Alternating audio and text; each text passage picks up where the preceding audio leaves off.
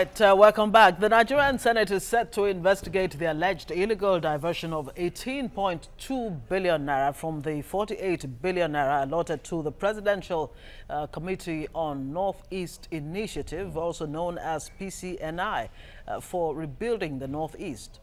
Now, reports say a serving minister and a high-ranking presidency official connived to divert the monies for personal use.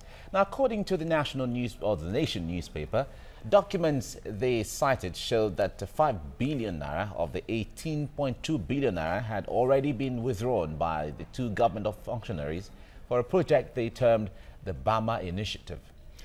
Now, the Buhari Initiative, so-called project, is purportedly in respect of Buhari local government in Borno State, where the high-ranking presidency official hails from.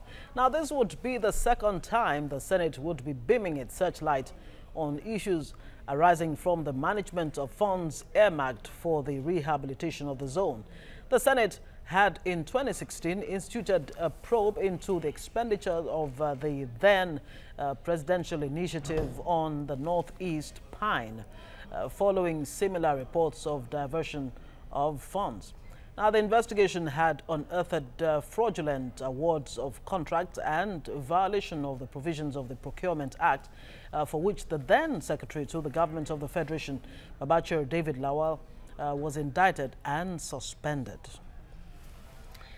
All right, we have Jermaine Sanwo-Olu joining us via Skype from the United Kingdom. He's the CEO, Diaspora PR. Good morning and thanks for joining us again on TVC Breakfast.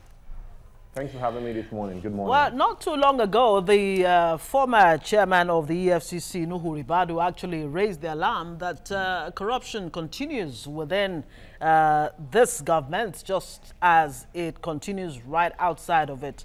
Now, with this revelations coming from the Senate, where we hear that the Senate may be investigating this diversion of funds, does this come as a surprise to you? Well, it's quite interesting what is going on in Nigeria. You know, this is a government that is standing against corruption and is trying to fight corruption, and we can see that corruption is more of a cultural change, it's a tradition, it's a way of doing things which has to be changed.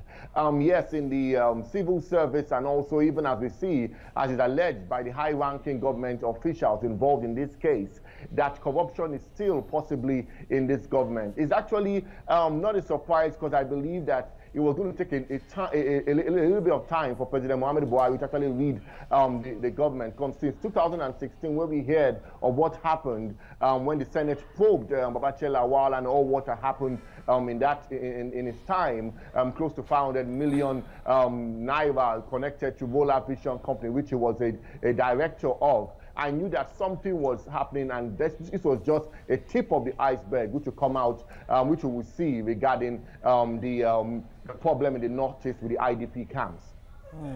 All right, Jermaine, there are lots of comments from people saying that this is not the first time the Senate comes up with an investigative panel or beaming searchlight on issues like this, and people don't really get to see he doesn't get to see the light of day. Is this going to go the same way? Do you have any skepticism as to the genuineness of this investigation by the Senate? Well, the Senate is actually just doing what the EFCC and the other civil authorities like the police should actually be doing.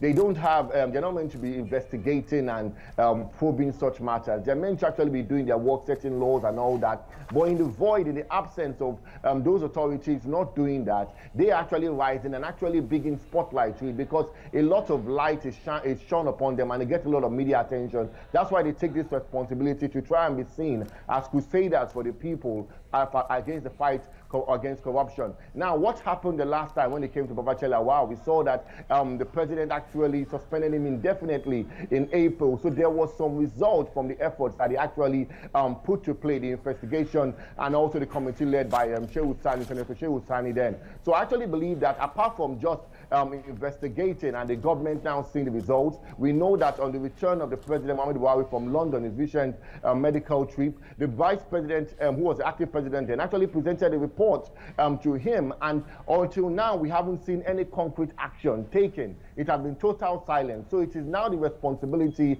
of the federal government of Nigeria to actually take action, fight corruption, not just find corruption, but actually prosecute corruption. And we can now know that the fight is real, because this IDP problem is not just about funds alone, but we also know that it was about food at one point in time. So who knows what it will be about after this investigation is carried on. And I wonder how troubling it is for you to hear that the so-called Bama Initiative, spearheaded by a top government official who is said to be part of this sleaze, what do you make of it that he's actually appointed himself as the head of the Bama Initiative, and the man who has been assigned to actually chair this PCNI, Theophilus Danjuma, General Theophilus Danjuma, retired, is not even in the loop at all. He has no idea of all this goings on.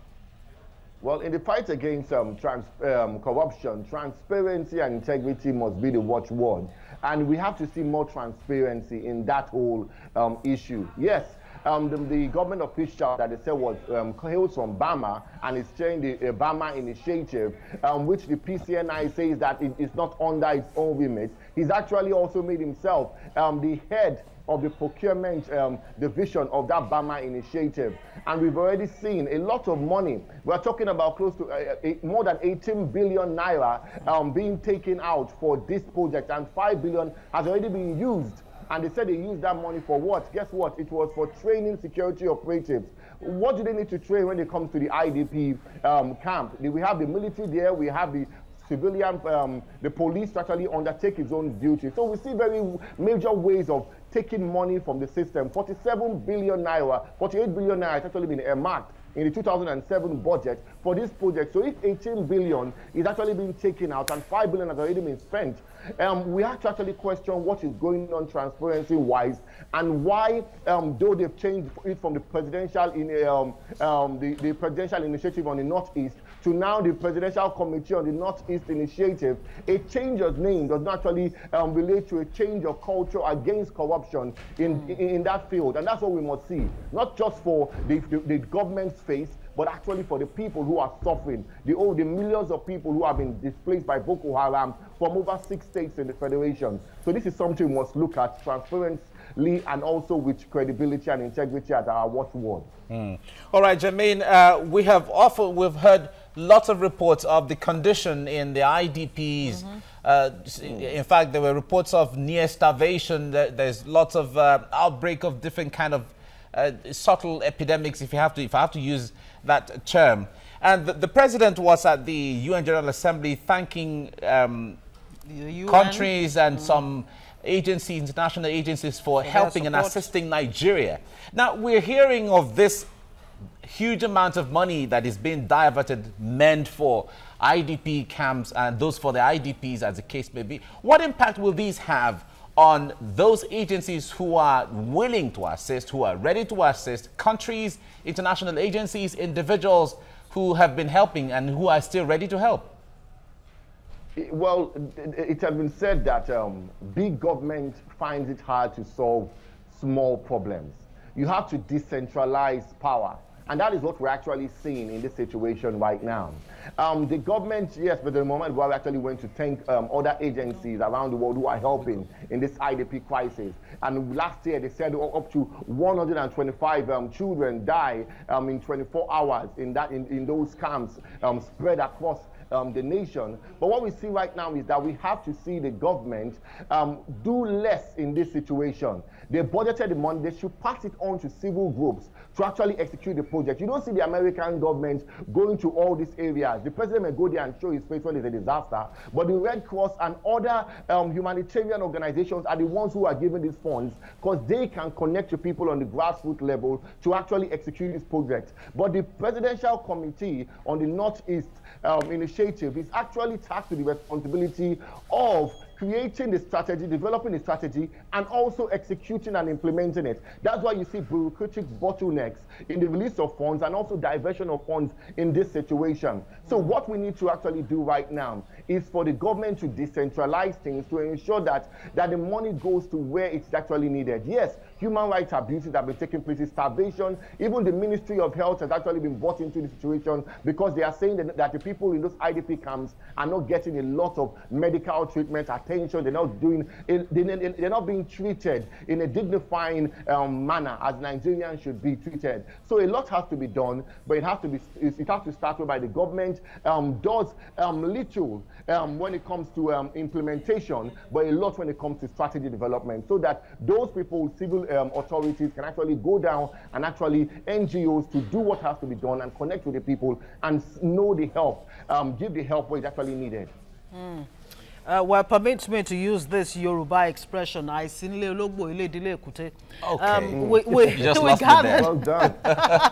We gathered that this diversions actually happened while Mr. President was away on medical leave. His 104 days being away, and all of this happened. What does that?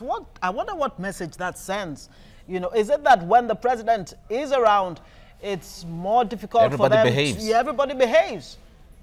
Well, you can say so. You know, they said when the Lion King is back, you know, the hyenas, the hyenas, the rats, the cats, everybody just flees. And as you said in your proverb, it's actually true. Because we have to see whereby we have to strengthen our institutions. That's the main thing right now. If we have a strong person in office who is a champion against corruption, but we have weak institutions, then we now see a problem whereby in the absence of that strong leadership, there's now going to be weak practices when it comes to corruption and the fight against corruption. So we have to actually ensure that if this kind of 18 billion was taken just in 104 days of the president aspect, and that is just in one aspect of the government, in the IDP initiative, how much more in other sectors of the economy when it comes to finance or or oil and gas? What has actually been going on in the absence in 104 days of the president aspect, and that is just in one aspect of the government, in the IDP initiative. How much more in other sectors of the economy when it comes to finance or or oil and gas? What has actually been going on in the absence of President Muhammadu Buhari in the country? This is things that we need to investigate. We actually have to probe and ensure that transparency is the watchword in this government, as the president is a great crusader of. We know that in this Northeast, it's not just about the funds, but it's also about the food. Just a bit earlier this year, I spoke on TVC also about trucks of maize, of meals that were actually being diverted, and people actually sharing food that was meant and reselling food that was meant for these IDP people in the IDPs. So there's a lot of things going on. Yes, on the top, there's a fight against corruption, but on the bottom, it seems there's a difficulty implementing it and ensuring that the food soldiers, the people implementing that fight, are actually on the same page with the president. So the meditation about the culture of corruption must be done, and we'll see into this IDP situation. All right. Jermaine Sawolu, thank you very much. You're the CEO of Diaspora PR. Thank you for talking to TVC. Thank you so much. Thanks a lot for having me. Thank you much more.